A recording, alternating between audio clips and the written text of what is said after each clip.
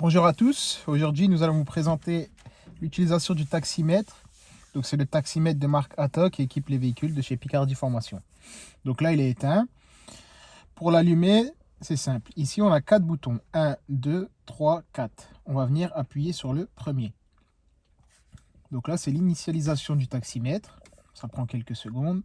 Voilà, donc là on est tout de suite passé en libre. Lorsqu'on est en libre, le lumineux s'affiche en haut en vert. Lorsqu'on va prendre en charge un client, il va falloir sélectionner un tarif. Donc pour sélectionner un tarif, c'est toujours le premier bouton. Donc vous voyez, automatiquement quand on clique sur le premier bouton, on a le tarif A qui s'affiche et la prise en charge. La prise en charge sur un mètre à 2,20 €, c'est les tarifs de la somme. Donc pour changer de tarif, on fait toujours le premier bouton, on va faire défiler les tarifs. Donc voilà, A, B, C, D. Donc on sélectionne le tarif qui va avec le client, la course, l'heure, le jour, si c'est un jour férié ou on est dimanche. Donc voilà, on sélectionne le bon tarif avec le premier bouton. Ensuite, on va avoir les suppléments. Donc pour les suppléments, ça va être le deuxième bouton.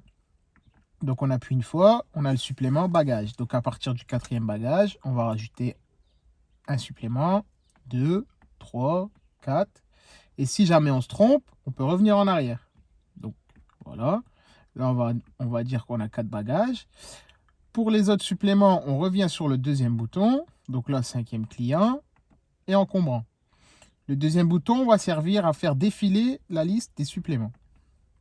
Le troisième à ajouter un supplément. Et le quatrième à enlever un supplément si jamais on s'est trompé. Donc, il faut savoir une chose, les suppléments vont se valider automatiquement. On va attendre quelques secondes.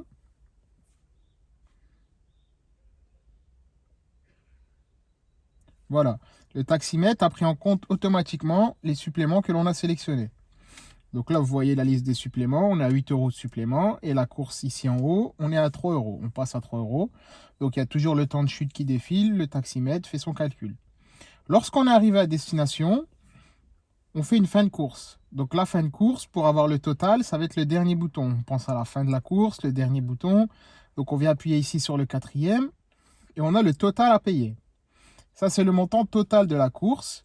Pour avoir un détail plus précis pour le client, on va appuyer une fois sur le quatrième bouton. Donc voilà, là on a le montant à payer de 3,10 € et les suppléments de 8 €. Donc comme vous le savez, on doit imprimer un ticket.